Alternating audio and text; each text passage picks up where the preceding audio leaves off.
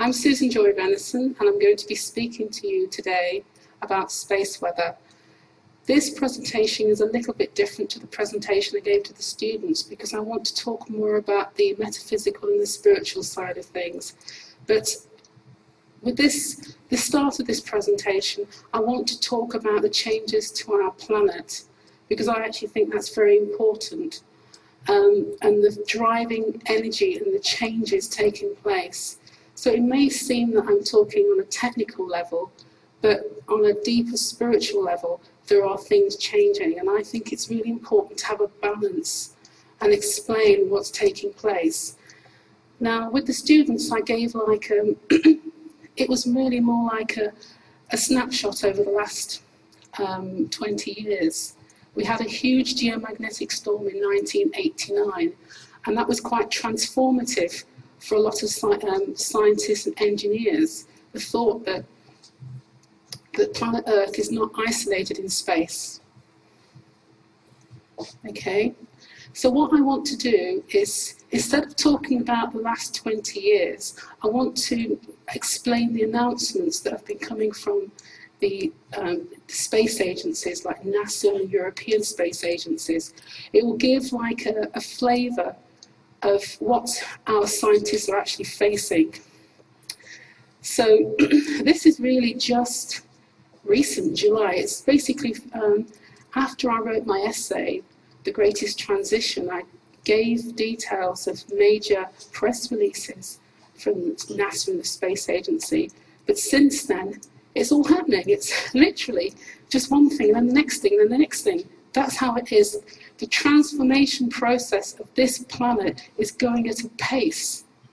Okay, so I've just felt that we would cover the same ground as talking about the last 20 years, but just say what's been happening just over what's been happening since 2010, July 2010. So the first slide, and I've got a lot of slides, is the fact that that NASA felt the need to actually try and get other countries to cooperate. They had a program called Living with a Star, but now they feel they have to open it up.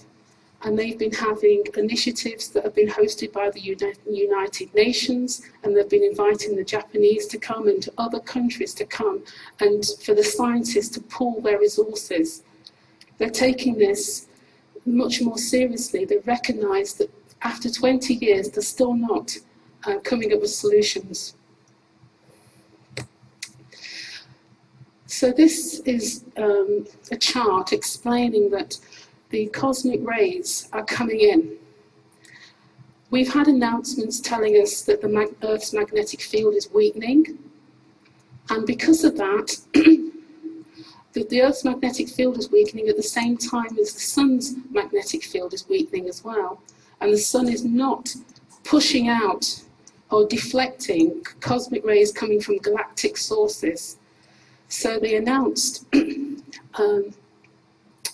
now this is actually the second announcement here because they made an announcement earlier about the cosmic rays. I think that was September 2009. They announced that cosmic rays were at the highest levels that we've seen in the space age. But in October, they actually announced that this minimum here was also a max, that the levels of cosmic rays coming in was also extremely high at the minimum.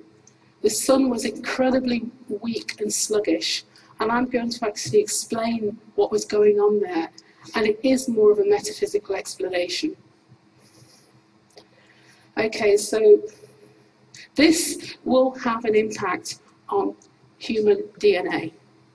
With these cosmic rays flying in, you literally have particles surging through your bodies, even though you're not even aware of it, and there will be changes taking place in our DNA. The quote here actually that I highlighted, let's say, it's sort of like everything is working in the same direction right now to allow cosmic rays greater access to the inner solar system. It's almost like everything is working together. The Sun's gone quiet, Earth's dropping her magnetic field, and the energy is just washing into the planet. The metaphysical community have been saying this for a very long time, but this is the evidence.